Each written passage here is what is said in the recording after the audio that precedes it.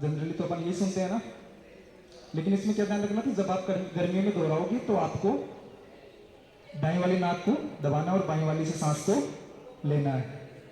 पता है क्यों? अपनी जो बाएं वाली नाक है वो है ईड़ा नाड़ी और दाएं वाली है पिंगला नाड़ी, और जो बाएं वाली नाक है वो चंद्र स्वर। चंद्र स्वर क्या होता है? शीतल होता है, और जो सूर्य स्वर होता है वो क्या होता है? गर्म। तो अपन गर्मियों में जब अनुलोम विलोम करेंगे तो दाएं को दबा के कौन से लेना है? बाएं से। काफी लोग कहते हैं कि हम काफी सालों से अनुलोम विलोम कर रहे हैं, हमें फायदा नहीं है, लेकिन अगर नाक की दोहराई ग्रहण करते हैं वो फिल्टर होकर जाती है। ठीक है, तो अगर आप फास्टली इसको करोगे तो आपको साइनस की दिक्कत हो सकती है, नजला की दिक्कत हो सकती है। तो आपको बिल्कुल स्लो स्लो सांस लेना, इतना स्लो कि जब आप दाईं वाली नाक से ले रहे हो तो बाईं वाली नाक को भी पता नहीं चलना चाहिए। तो एक बार सभी के सभी साथ दोहराएंगे कि अनुलोम विलोम कैसे करते हैं? सबके सब एक साथ बताइए कैसे करते हैं। दाएं नाक को दबाया और बाएं नाक से सांस को भरना है। ये क्या है? अनुलोम विलोम। अनुलोम विलोम के फायदे बताऊं? हाई बीपी, लो बीपी, माइग्रेन, जिनको मिर्गी के दौरे आते हैं उनके लिए, जिनको कम नींद आती है, जिनको ज्यादा नींद आती है, मतलब नींद का संतुलन बनाने के लिए, मन को एकाग्र करने के लिए, लीवर में बैड कोलेस्ट्रॉल को स्तर को घटाने के लिए और गुड कोलेस्ट्रॉल के स्तर को बढ़ाने के लिए, किडनी के लिए है, डायबिटीज के लिए है, खासकर आंखों की रोशनी को बढ़ाने के लिए ये प्राणायाम बहुत ही शानदार है। साथ ही साथ इम्यूनिटी पावर को स्ट्रॉन्ग करने के लिए, क्योंकि आपने अक्सर देखा होगा कि लो बीपी की समस्या, लो बीपी कोई समस्या नहीं है। जब आपके शरीर में ऑक्सीजन का लेवल कम होगा तो आपका ब्लड का जो फ्लो है, क्योंकि ब्लड को फ्लो करने के लिए ऑक्सीजन की जरूरत होती है, जब ऑक्सीजन का लेवल आपके शरीर में कम होगा तो बीपी लो आएगी। तो अगर आप डेली अनुलोम विलोम करते हो तो आपका ब्लड सर्कुलेशन सही रहेगा। तो जिनको भी घर परिवार में किसी को अगर लो बीपी की शिकायत, उनको बोल देना कि सिर्फ 5 मिनट आपको अनुलोम विलोम करना है और आपको लो बीपी से निजात मिल जाएगी।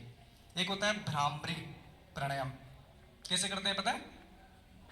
किया आपने भ्रामरी? देखो, भ्रामरी प्राणायाम करने के लिए 3 उंगलियां तो रहेंगी दोनों हाथों की, आंखों के ऊपर। आंखों को दबाना नहीं है, बिल्कुल हल्का सा पर्दा लगाना है। ऊपर वाली माथे के ऊपर, अंगूठा कान के भीतर। समझ गए? अभी लगाओ सबके सब। अरे मैंने एक लगाई तो आप भी एक ही लगा रहे हैं। मैंने बोला दोनों को लगाना है। ठीक है, अब करना कैसे आपको पता है? जैसे भंवरा गुंजन करता है जैसे,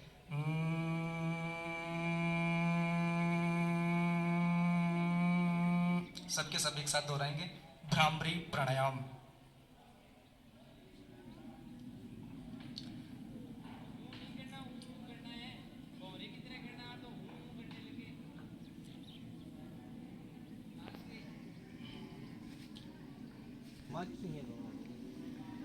संजय आवाज को नहीं आए। हाँ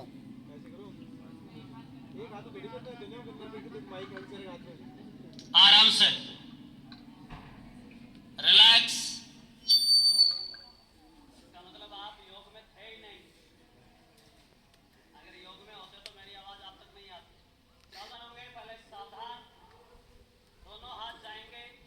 ये आपको पहले भी सिखाया हुआ है, 21 जून याद कीजिएगा। दोनों हाथ से एक साथ और आवाज तीव्रता के साथ आएगी। एक बार सुन लीजिए इन्हें।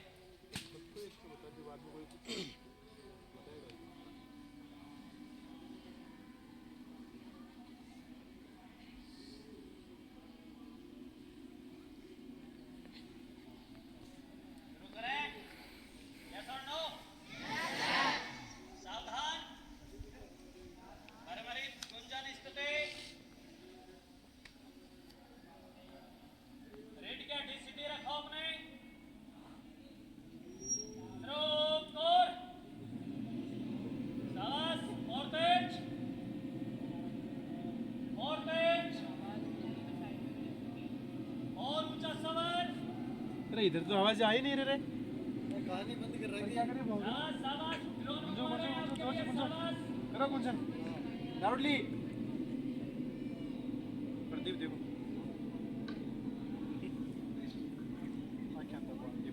वो भी देखो जाके तो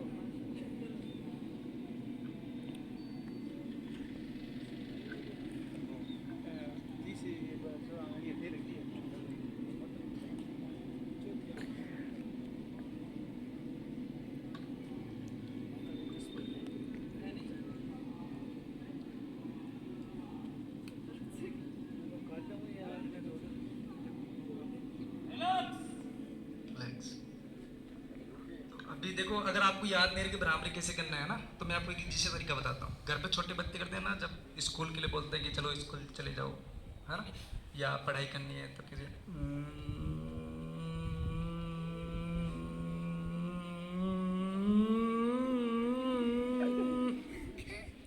याद करने का तरीका आपको इस प्रकार से नहीं करना है, ठीक है, समझ गए? भ्रामरी है ना। भ्रामरी के फायदे पता है आपको? याददाश्त शक्ति को तेज करने के लिए, है ना, आपकी याददाश्त को बढ़ाने के लिए, मन को एकाग्र करने के लिए, माइग्रेन पेन के लिए बहुत ही शानदार अभ्यास है, जिसे कहते हैं भ्रामरी। भ्रामरी बना भ्रमर से, भंवरे की तरह गुंजन करना होता है इसमें, समझ गए? और अब कुछ आसन हैं जो अपन बैठकर घर के लिए आपको करने हैं। तो उसमें पहला तो है चक्की आसन। चक्की आसन पता है कैसे करते हैं? नहीं पता, क्योंकि अब घर पे चक्की है ही नहीं। आटा तो गेहूं तो अपन बाहर से पिसवाते हैं, है ना। तो देखो, चक्की आसन करने के लिए दोनों हाथों को ऐसे आप घर पे करना है ना, ठीक है, ऐसे।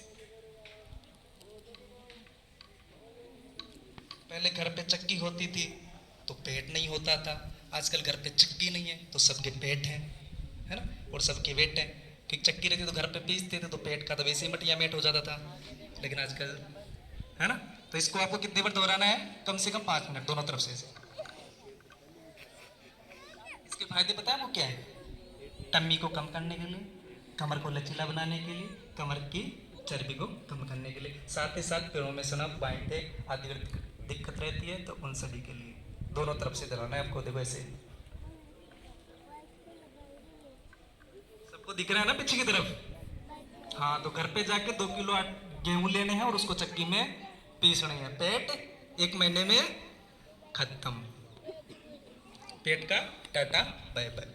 अब दूसरा इसमें जानु शीरासन। अब जानु शीरासन कैसे करते हैं? देखो, अपन ने दाएं वाले पैर को मोड़ना है ऐसे, ठीक है, घुटने से मोड़ते हुए दाएं पैर की एड़ी को लगाएंगे बाएं जंघा के मूल में, दोनों हाथों को श्वास भरते हुए उठाएंगे और सर को लगाएंगे घुटनों के।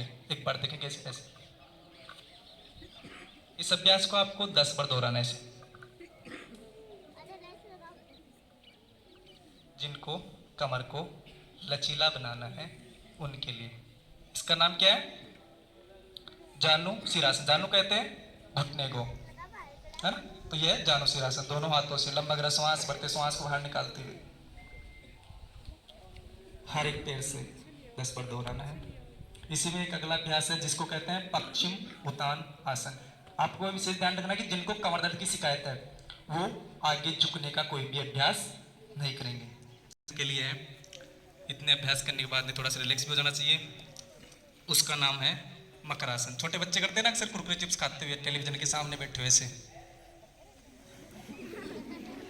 जैसे पानी में तैरते हैं ना, वैसे ऐसे। ये अभ्यास पता है किस चीज के लिए? ये है सर्वाइकल स्लिप डिस्क और सियाटिका पेन के लिए। समझ गए ना? कमर दर्द के लिए है ये सबसे बढ़िया। इससे इसको दोनों पैरों से भी कर सकते हैं। लेटे लेटे तैरने की एक्सरसाइज है ये, समझ गए? अब कुछ अभ्यास हैं खड़े होके हाइट बढ़ाने के लिए। हाइट किन किन को बढ़ानी है? सबको हाइट बढ़ानी है। कोई बोला मेरे को आर्मी में जाना है, कोई कहता है पुलिस में जाना है, कोई कहता नहीं स्टेटस के लिए भी हाइट बहुत जरूरी है। तो हाइट बढ़ाने के लिए कौन कौन से योग एक बार आप देखेंगे। देखो, दोनों पैरों के पंजों के ऊपर ऐसे खड़े हो जाएंगे, ठीक है। दोनों हाथों को ऊपर की तरफ उठाएंगे, दोनों हाथों को लॉक करना है।